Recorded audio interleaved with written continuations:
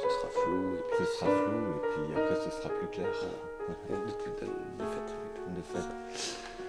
Et nous voilà de retour dans le sanctuaire. Bienvenue à ce nouvel épisode de Drag Me to the Movies.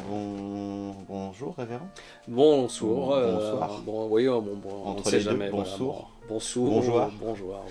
Eh ben, Bienvenue. alors voilà, une nouvelle vidéo. Aujourd'hui, on va parler de Smoking No Smoking d'Alain Resnais. Mais avant, on voulait vous dire que voilà, on est très heureuse d'avoir autant de personnes qui regardent nos vidéos. On aimerait bien que vous laissiez quelques commentaires de temps en temps pour savoir ce que vous en pensez. Non? Un petit like, oui, parce Oui. que vous qui passez votre vie sur les réseaux sociaux, sur les Instagram, X et autres Twitter, un petit like, un petit commentaire, ça peut pas faire de mal. Hein, sur la vingtaine d'abonnés qu'on a, il y en a bien un qui va nous laisser un petit mot quand même. Voilà, vous voyez. Surtout, n'hésitez pas. Hein. N'hésitez pas à nous dire, alors pas forcément, vous pouvez nous parler des films que vous avez vus, des films dont vous voudriez qu'on parle, évidemment des commentaires sur la vidéo ou les vidéos que vous avez vues, voilà, qu'on ait un petit dialogue, vous voyez, entre nous, ça nous... Entre humains, quoi, finalement. Voilà, c'est ça, c'est plus chaleureux, quoi, voilà. C'est plus sympathique. Donc n'hésitez pas vraiment à liker, partager, vous abonner, mais surtout à nous laisser des petits commentaires, ça fait vraiment très plaisir, ça fait chaud au cœur. Est-ce que vous buvez quelque chose? Et puis vous dire aussi qu'on prépare plein de prochaines vidéos, mais voilà, pour l'instant, on s'en est tenu. De belles idées et de belles surprises à venir, en tout cas. Exactement. Voilà, donc aujourd'hui en tout cas, on s'est arrêté sur Smoking No Smoking d'Alain Resnais, film réalisé en 13, c'est ça, voilà. sorti en 93. Voilà. Ce sont deux films qui vont finalement ouvrir une nouvelle phase dans sa filmographie, puisque d'abord il va travailler pour ce film avec Agnès Jaoui et Jean-Pierre Bacri comme scénaristes qui vont adapter des pièces anglaises. Une pièce anglaise d'Alan Ayckbourn. C'est ça. Exchange. Intimate Exchange. Échange intime, oui, voilà. C'est ça, je crois, la traduction. Et d'ailleurs, je crois que c'est pas une pièce, c'est plusieurs pièces. C'est comme un module de pièces qui avait été créé par ce dramaturge avec différentes possibilités, vous voyez, d'assemblage des histoires de façon à ce qu'il y ait des fins alternatives ou des récits alternatifs de la même histoire. Alors l'histoire, elle est toute bête, ça se passe dans un village anglais. Je ne sais où, en Angleterre. Oui, voilà. Dans la campagne, dans la lande anglaise, oui, c'est voilà, ça. c'est ça. Et puis, c'est les petites histoires du village. Les mœurs du village, un peu centrées autour d'un professeur d'une école, et puis de sa femme et de leurs voisins. Et, du jardinier. Voilà, du jardinier. De la bonne, Donc voilà, une espèce de petit personnage, ouais. C'est ça, une espèce comment on pourrait appeler ça, de soap, de chronique un peu soap sur la petite vie pas hyper intéressante de ces gens, quoi. Et là où Alain Resnais a une idée de génie, c'est qu'il va demander à Agnès Jaoui et Jean-Pierre Bacri qui donc sont à 93 la sortie du film, donc, et je crois que l'écriture de Cuisine et Dépendance c'est 91, ouais. Donc c'est vraiment le film existe, je crois pas que le film existe déjà de Cuisine et Dépendance, je suis pas tout à fait sûr. Je pense qu'il est sorti la même année, je crois, en 93 après, aussi. 13 ou 15, ouais, peut-être 93. Je crois que c'est 13, mais je sais pas si c'est avant ou après. C'est très peu de temps après. En tout cas, c'est tout à fait concomitant. Et donc, bon, ils avaient reçu le Molière pour la pièce pour Cuisine et Dépendance. Et instinct de Resnais de les prendre pour adapter donc ces pièces-là. Et que dire, moi, en tout cas pour ma part, ce que j'ai trouvé dingue dans ça, c'est principalement l'écriture en fait les dialogues d'Agnès Jaoui et Jean-Pierre Bacri. On a vraiment, j'ai l'impression qu'ils sont sur un terrain de jeu. Ils sont en exploration, tout d'un coup ils ont cette pièce à adapter où voilà, pour ma part je trouve qu'il n'y a pas un grand intérêt finalement aux événements qui sont dans la pièce elle-même, qui sont décrits dans les films. Par contre, bon, évidemment, il y a un intérêt formel, mais qui est plutôt, on va dire, une proposition à la fois du dramaturge original et d'Alain Resnais, donc proposition complètement dingue de faire deux films. C'est ce qui est intéressant, c'est que ça allie à la fois comédie dramatique populaire avec 2 acteurs et actrices populaires que sont Sabine Azema et Pierre Arditi, et proposition totalement expérimentale. À savoir, les 2 films sortent en même temps, sont concomitants encore une fois en salle, et vous avez le choix d'aller voir Smoking ou No Smoking, ou les deux, commencer par l'un ou l'autre, hein. D'ailleurs il n'y a aucun... Alors je vais voir Smoking d'abord, No Smoking ensuite, ça me paraît logique tout de même, non? Oh là là. Vous pouvez tout à fait commencer par No Smoking, puis vous arrêter là, ou aller voir l'autre par la suite, ou plus tard. En tout cas, c'était une vraie proposition à la fois de distribution et de réalisation. Il aurait pu faire un seul film de 4 heures et des brouettes, et au lieu de ça, il a sciemment choisi de distribuer le film de façon de cette façon-là, de façon diptyque. Et vous voulez qu'on... Oh, et puis merde. Oh, et puis merde. Donc le diptyque, déjà c'est une proposition de production qui est complètement folle, c'est-à-dire qu'aujourd'hui, moi c'est ça aussi qui m'a vachement plu en regardant ces films, c'est qu'aujourd'hui on verrait plus des films, on verrait plus ce genre de choses, enfin en tout cas j'ai pas l'impression que dans le cinéma français ou sur les plateformes ou sur les... il puisse y avoir la place à ce type de projet. Alors que là, tout d'un coup, bon, René, évidemment, c'est un grand formaliste, un expérimentateur, comment dire, il a joué à toutes sortes de protocoles différents de réalisation, de scénarisation à travers tous ses films. Toute sa filmographie. Il y a toujours un jeu avec... et puis c'est toujours... Dans la forme. Dans la forme, dans la théâtralisation du réel, enfin toujours du décalage en fait, oui. Toujours un décalage, mais et on est dans un pur film de René, dans une pure, comment dire, une quintessence de l'expérimentation renésienne, oui, c'est ça. avec Smoking, René, Smoking. Mais donc voilà, complètement étonnant de voir déjà cette proposition telle qu'elle est, c'est-à-dire 2 films, déjà 2 films longs, hein, c'est 2h20 oui, je crois par les film. Deux font 2h20, 2h30, 2h et quelques, ouais. Et donc les films se présentent, donc se présentent avec une scène commune au début. Oui, c'est ça. On a d'abord une introduction. Ah oui, une petite introduction. Une introduction d'ailleurs dessinée. Narrative. Et dessinée. On rejoint son amour de la BD avec dessinée. des dessins de Floch. Le dessinateur qui a travaillé, Floch et Rivière, qui ont fait ensemble... qui a fait après toutes ces affiches de films, je crois. Qui a fait beaucoup d'affiches de films, oui, on reconnaît très bien ce dessin. Un grain presque à la RG, très tout épuré. À fait, très épuré, très anglais. Ouais. Et d'ailleurs, petit aparté, pardon. Une apartine. C'est très bien aussi. Moi personnellement, je suis vraiment une grande fan du travail de Floch et Rivière. J'adore les BD qu'ils ont fait ensemble, et notamment Rendez-vous des Seven Oaks. Je le dis comme ça, je le lâche là. Si vous avez, c'est incroyable. Et j'espère qu'un jour, un ou une grande cinéaste adaptera ces travaux qui sont vraiment que j'adore. Bref.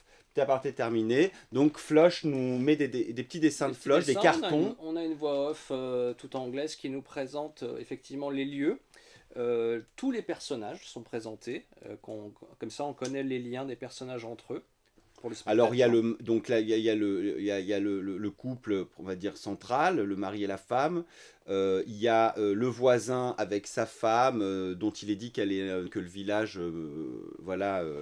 s'émeut de savoir de ses frasques. Il y a la directrice de l'école, il y a le jardinier et la bonne. Enfin, la bonne, on peut dire, du couple, voilà. Sachant que tous ces personnages sont tous joués par Pierre Arditi et Sabine Azema. Ils ont chacun 4 à 5 rôles principaux, plus un ou 2 caméos supplémentaires. Non, c'est 5 rôles pour elle et 4 pour lui, je crois. Bon, alors je dis une bêtise. Mais effectivement, par exemple, la directrice d'école, ça va être un petit personnage qu'on va voir ici et là, très ponctuellement, quoi.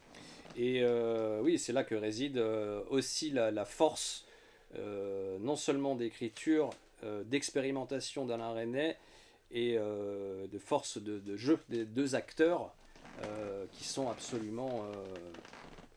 je trouve vraiment Sabine Azema et Pierre Arditi sont exceptionnels, formidables de justesse, de précision et d'amour pour leurs personnages. Je trouve qu'ils sont... vraiment formidable. Enfin, je vois pas d'autres mots pour Non, les puis qualifier. ce qui est génial, c'est Ils qu'on les excellent, voit ils jouent, ils existent. Tous ces personnages sont très différents. très différents, Et exactement, existent grimés de réellement, manière ouais. différente, mais chaque personnage a vraiment des petites particularités, une façon de se comporter, évidemment une façon de parler. Et c'est formidable de les voir passer d'un rôle à l'autre. Alors il faut savoir que dans tout le film, il n'y a jamais de scène à plus de 2 personnages. Donc quand il y a un troisième personnage qui intervient dans la scène, il est hors champ. Et puis il y en a un qui sort et il y en a un autre Il qui y a arrive. toujours un qui reste. Il y a très peu de. Je crois pas qu'il y ait de plan vide. Il me semble, si peut-être une fois Très ou deux. peu, 1 ou 2 fois. La Ouais. caméra se décale un petit peu, puis revient rechercher un nouveau personnage ou le même personnage fait. qui a bougé dans l'espace. Ce qu'il faut dire aussi, c'est que le principe et du décor notamment, c'est quand même de très très longs plans séquences hein, qui sont coupés. C'est pas un seul plan séquence, Non. mais c'est quand même un principe C'est théâtral. Tout à fait. Le décor est un décor de théâtre. On entend même on entend la résonance hein, du plateau, on entend la résonance des voix dans l'espace théâtral. Et je trouve que ça donne un décalage et à la fois, quelque part, une vérité accentuée. Parce que la caméra se place pas qu'en spectateur. Si elle était spectatrice, je crois qu'elle serait immobile. Et elle va chercher des choses. Elle est comme si elle était un petit peu l'œil du destin qui se jouait un peu de tous ces personnages. Je trouve qu'il y a de cette ampleur dans la réalisation en tout cas. Pour ma part, j'ai eu l'impression, au niveau de la réalisation, qu'ils s'amusaient à faire des plans larges comme ça, assez immobiles justement, dans lesquels on a la description de la situation et les personnages qui circulent, avec effectivement ce décor légèrement carton-pâte On voit qu'il y a des décors qui est peints, théâtralisé, on voit voilà, les lumières, tout à fait. on voit tout à fait. Et puis de temps en temps, cette caméra, elle va se mettre à bouger et elle va devenir cinématographique. Tout d'un coup, on va s'approcher, on va avoir un gros plan. Quelque chose, quand on va... un geste est esquissé, quand une parole est énoncée. Tout à fait. À certains moments, quand tout d'un coup on rentre dans l'intimité des personnages, ou alors sur un moment de bagarre ou de rapidité de déplacement, tout d'un coup il va y avoir un petit envolé cinématographique, et puis plac, elle va revenir se caler dans sa position un petit peu à distance, comme ça. Donc c'est comme si on rentre dans la fiction et puis on ressort, on se remet dans cette position critique.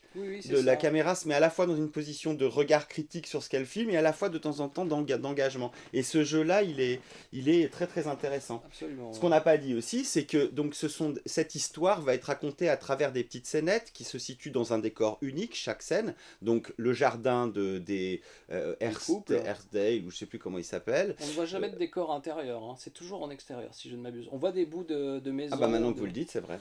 C'est toujours sur une terrasse, sur un terrain de plat, golf. vous savez, avec le vieil homme oui. le père du jardinier. Un cimetière en dehors d'une cimetière, église. Tout à fait. On entend ce qui se passe hors champ par moment, mais on ne voit jamais d'intérieur. C'est vrai, tout à fait. Et donc on est sur cette terrasse qui va être quand même un peu le décor emblématique, on va dire, de beaucoup de scènes. Et puis ensuite, il y a deuxième scène, donc avec un petit carton de Floch qui nous présente le lieu. Donc je sais pas, ça peut être par exemple au golf ou dans un cimetière, etc. Et puis il y a comme ça 4-5 scènes qui vont raconter le destin des personnages autour desquels on tourne. Donc dans Smoking, ça va être autour... Le principe de base, donc c'est quand même, disons-le, parce que puisque on a oublié de dire, c'est vrai. Le principe de base, le film commence avec une petite scène. Ça part d'ailleurs du titre, hein, ce qui a donné le titre, aux deux films, Smoking, No Smoking, donc fumer ou ne pas fumer. Et l'idée de base, c'est un peu comme la théorie du chaos, un papillon qui bat des ailes à Pékin, déclenche-t-il une tornade à Pétaouchnok ou je ne sais où, c'est un peu ça l'idée. Elle décide de fumer une cigarette. Et de ce geste-là, de cet acte, de ce choix, découlera un destin particulier. Oh, et puis merde. Et ce que l'on voit dans l'autre film, on reprend exactement la même scène, qui est jouée même scène d'ouverture, jouée de la même façon, jusqu'à cet instant où elle décide de ne pas fumer cette cigarette. Et découlera une autre destinée. Et après, plus tard, dans le film, vers les fins de chaque film, il y a d'autres décisions qui, comme des fractales de destinée qui se... Tout à fait. C'est souvent, qui c'est se basé, réinsèrent. c'est toujours basé sur une réplique. Oui. Les autres fois. C'est-à-dire qu'au départ, il y a ce choix de fumer ou pas fumer qui va en fait tout simplement déterminer la place du personnage que joue Sabine Azema, puisque si elle fume, elle reste Vers à le côté du cendrier. cendrier, et puis que si elle fume pas, elle va aller vers la remise, et puis donc elle va louper la personne et les choses vont pas s'enchaîner de la même façon. Mais par contre, après, c'est des ou bien qui reposent toujours sur une des réplique. sur des choses qui sont dites, ouais. Si un tel avait dit telle réplique, et hop, on part sur une autre possibilité. Donc on reprend au milieu d'une scène qu'on a déjà vue. Sauf qu'à ce moment-là, on a 2-3 répliques qu'on reconnaît, et puis tout d'un coup une nouvelle réplique qui n'avait pas été dite jusque-là. Et puis maintenant, paf, on passe une autre possibilité, autre fractale, comme vous avez dit, de ce qui aurait pu arriver au destin des personnages. Alors on est un petit peu sur le thème du hasard, du jeu de dés, du destin. À la fois des conséquences, des hasards, de l'insignifiance parfois de certains gestes ou de certaines paroles, puisqu'il y a quand même... sans vous dévoiler ce qui se passe, il y a quand même certains personnages dont le destin ne sera pas véritablement changé. Ce ne sera pas exactement la même issue, mais leur destin reste identique. Donc c'est là où c'est très intéressant, puisqu'il nous met en place, en tant que spectateur, combien de films avons-nous vus et revus justement, où je ne sais pas moi, par exemple, je vais prendre au hasard Les Dents de la Mer de Steven Spielberg. Qu'est-ce qui serait advenu à cette baigneuse si elle n'était pas, dès l'introduction, si elle n'était pas allée se baigner? Et on a beau revoir le film, on sait qu'elle va y aller, mais on se dit, si elle n'était pas allée se baigner, qu'est-ce qui serait passé? Et on se dit ça sur des milliers et des milliers de films, sur un geste, sur l'issue d'un personnage. On aimerait que ça se passe des fois autrement, alors qu'on connaît déjà. Et là, il nous offre cette possibilité-là, en tout cas une autre proposition. Alors plusieurs autres propositions, et des fois le film va reprendre une scène avant, mais des fois il va reprendre 4 scènes plus tôt, donc on se retrouve quasiment au début de l'histoire, et puis paf, on prend une autre branche, et ça va donner toute une série d'autres scènes, où il y a encore d'autres ou bien. Et une chose que j'ai particulièrement appréciée aussi, c'est justement ces fins, ces différentes fins qui sont pas les mêmes, évidemment, les destins sont différents, mais j'adore parce que c'est toujours la scène finale. Oui. Et on reconnaît bien la scène finale d'un film avec la conclusion, et quelque part, la conclusion d'un film, c'est un peu sa morale, c'est un peu la morale de l'histoire, c'est un peu, voilà, qu'est-ce qu'on devait comprendre sur ce thème. Qu'est-ce qu'on va retenir voilà, comment dire, il est passé à côté de l'amour, ou je ne sais pas, il a eu un accident, ou je ne sais quoi. Et ça raconte quelque chose finalement. Sauf que là, on va revenir en arrière et puis on va avoir une autre fin possible qui finalement va souligner une amertume ou au contraire un bonheur. Donc c'est vraiment, et à chaque fois avec ce sentiment de plénitude d'avoir fini bien l'histoire, et hop, et on revient en arrière. Et c'est très ludique en fait. Le principe du multivers. Un petit peu, ouais, c'est ça. Posé théâtralement, quoi, quelque part. Sauf que c'est un film, évidemment, mais avec un principe théâtral qu'on aimerait. Moi, je rêverais de voir cette pièce-là. Alors, jouée, si possible, par Arditi Azema encore, même aujourd'hui. Je rêverais de voir ça, et que le spectacle s'arrête, que les lumières s'éteignent, et qu'on nous dise... qu'on entende une voix off qui nous dise ou bien, et qu'on revienne en arrière et qu'on ait un autre destin au spectacle. Ce serait formidable, formidable. Est-ce que vous voulez qu'on... Oh, et puis merde. Pas besoin. Et donc, ces films Smoking No Smoking, écrits par Bakri et Jaoui, ils ont vraiment une chose qui est formidable, c'est qu'on voit... Moi j'ai pris un plaisir vraiment enfantin, je sais pas comment dire, ludique, et j'étais excité pendant tous les films, mais par les dialogues, quoi, parce que j'avais vraiment, je les imaginais, j'imaginais Agnès Jaoui, Jean-Pierre Bacri, comme je les imagine souvent quand je vois leurs films, parce que on sait qu'ils se réunissent, ils ont leur petit cahier, ils travaillent ensemble, et que voilà, ils écrivent ces personnages, ces dialogues. C'est tellement savoureux. Et là, avec ces personnages-là, et dans finalement un univers qui leur correspond assez peu à la base, en tout cas, ils s'en emparent, mais complètement. Et ce que je trouve formidable, c'est qu'ils ont vraiment déjà cet amour de la langue, cet amour des phrases toutes faites, des choses que tout le monde... Vous voyez, les expressions qu'on entend tout le temps, les phrases toutes faites, les façons, les idiomes, les façons de parler des gens qu'on voit dans tous leurs films, ce savoir-faire d'écriture qui est très fort, mais dans lequel, là, tu sens qu'ils sont en train de... C'est comme si j'avais l'impression... alors qu'ils étaient déjà bien lancés dans leur travail, mais j'avais l'impression de les voir à l'école, je sais pas comment dire quoi. Et on entend plein... En plus, ils adaptent ces pièces anglaises. Alors ils s'appellent tous. J'ai beaucoup rigolé parce qu'il y a des noms comme ça qui sortent, Pete Bartlett ou des trucs comme ça. Sauf que c'est dit avec les accents français. Ils parlent d'une manière vraiment très franchouillarde même, on peut dire. Et c'est génial quoi d'avoir ces espèces de tons. Alors il y a évidemment plein de répliques d'Arditi qui sont des répliques qu'on aurait aimé aussi entendre dans la bouche de Jean-Pierre Bacri. À la mémoire de Joseph John et Paul Wick, âgé de 77 ans, Joe nous a laissé sans nous quitter, sa poésie passera à la postérité. C'est une promesse ou une menace?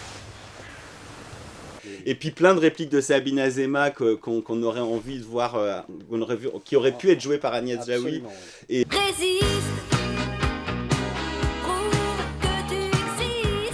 Et du coup, j'avais un bonheur comme ça d'imaginer tout ça. Je les ai pas en tête, mais j'ai vraiment éclaté de rire à de nombreuses reprises. Il y a des vannes, comment dire, assommantes. Allez. Qui sont géniales et qui sont en plus, c'est du pur, c'est signé Bakri Jaoui sans doute, sans souci, sans doute. On rit beaucoup et moi j'ai été profondément ému par certains personnages, autant Sabine Azéma que Pierre Arditi, mais vraiment qui m'ont ému aux larmes. Alors que le principe est vraiment, on pourrait presque dire théâtre de boulevard par moment. Oui, tout à fait. Le ton. En tout cas. Tout à fait, c'est sûr. Et malgré tout, on est cueilli par une émotion qui est d'une justesse, d'une précision, je trouve, alors qui vient évidemment de l'écriture, certainement de la direction d'acteurs aussi, mais il faut bien le dire, du talent incroyable de ces deux acteurs. Absolument. Je le redis encore, Sabine Azéma et Pierre Arditi sont, à mon avis, à cet endroit-là de leur carrière, au firmament. Je crois... Complètement. Puis là, ils ont un terrain de jeu formidable. On les voit passer de personnages très différents. Le mari alcoolique que joue Arditi avec sa moustache insupportable, toujours en train de râler. Le jardinier sympathique, un peu dragueur, un peu m'as-tu vu. Le voisin discret, éperdu. Et la bonne qui est bouleversante. La bonne qui passe de la bonne, qui a un petit peu, qui a un franc-parler, qui s'agit tout le temps, cette épouse qui est tout brimée, en regret ou qui est romantique et en même temps qui n'a pas la vie qu'elle voudrait avoir, et puis des petits personnages ponctuels comme ça, comme par exemple la fameuse directrice d'école que Sabine Azéma fait et qui est vraiment un personnage absolument génial. Elle est méconnaissable d'ailleurs dans ce rôle. Tous ces rôles c'est vraiment joyeux de les voir s'emparer de tous ces personnages. Et il y a une chose aussi qui est particulière, que j'ai particulièrement appréciée. J'ai beaucoup ri pendant No Smoking, beaucoup plus que Smoking, que j'ai trouvé plus mélancolique. Oui, c'est vrai. C'est juste. Et alors que No Smoking, alors que en fait dans les histoires en soi il y a de la mélancolie dans les deux, mais il y a une espèce de joie, enfin je sais pas comment dire, de virtuosité aussi de l'écriture dans No Smoking, qu'il y a aussi dans Smoking, mais je sais pas comment dire. Moi j'étais très sensible aussi à l'histoire parce qu'en fait dans le premier l'histoire va se concentrer principalement sur l'épouse et son mari, et autour et le jardinier, on va dire, ces trois personnages là, et puis il va y avoir le personnage du voisin qui est un petit peu secondaire, enfin du voisin meilleur ami du mari, qui est un petit peu secondaire, alors que tout d'un coup dans No Smoking, c'est ce voisin et son épouse qu'on n'a même pas vu dans Smoking, je crois on l'entend de loin mais on ne la voit pas, et tout d'un coup dans No Smoking c'est eux qui prennent toute la place, et ça aussi c'est très beau tout d'un coup de voir une variation entre deux scénarios qui racontent la même histoire mais qui d'un coup se penchent d'un autre point de vue, et donc les personnages secondaires de l'un deviennent les personnages principaux de l'autre. C'est quoi. ça, tout à fait. C'est Et là ça- la différence entre les deux, en tout fait. Et ça, c'est génial parce qu'on a l'impression déjà de les connaître un peu quand commence No Smoking. Et puis, tout d'un coup, ah, mais on va pas vraiment suivre ces personnages-là, on va suivre ça. Et voilà, c'est très joyeux, c'est très amusant. Et malgré la longueur des films, c'est pas du tout.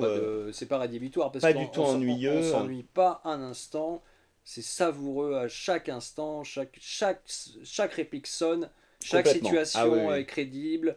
Il n'y a pas d'emmerdement. Si vous aimez le cinéma, si vous aimez le théâtre, alors là, Ouais. foncez. Ouais, ouais. Regardez ces deux films. Ouais, là on est vraiment sur une leçon d'écriture et de jeu, donc d'appropriation de cette écriture et de mise en scène. Voilà, donc c'est vraiment, vraiment comment dire, tu disais, vous disiez, Sabine Azema et Pierre Arditi sont au sommet de leur art. Et ben, il se trouve que Bakri Jaoui et Alain Resnais aussi. Alors Bakri Absolument. Jaoui, ils étaient qu'au début du sommet de leur art. Il faut Oui. savoir aussi que le film suivant sera le film suivant qu'ils écriront et qu'ils écriront aussi pour René Et sera On connaît la chanson, ouais, ouais. qui Pareil, est un concept voilà, incroyable, concept génial. On en parlera peut-être un jour de ce film, mais qui n'est pas totalement une comédie musicale, qui est encore autre chose. et ouais. qui est un pur aussi film d'Alain Resnais et aussi un pur Jaoui Bakri quoi. Absolument. Donc voilà. Oh, quelle horreur! Enfin, n'exagérons rien. Non, je veux dire, c'est affreux, quoi. Résiste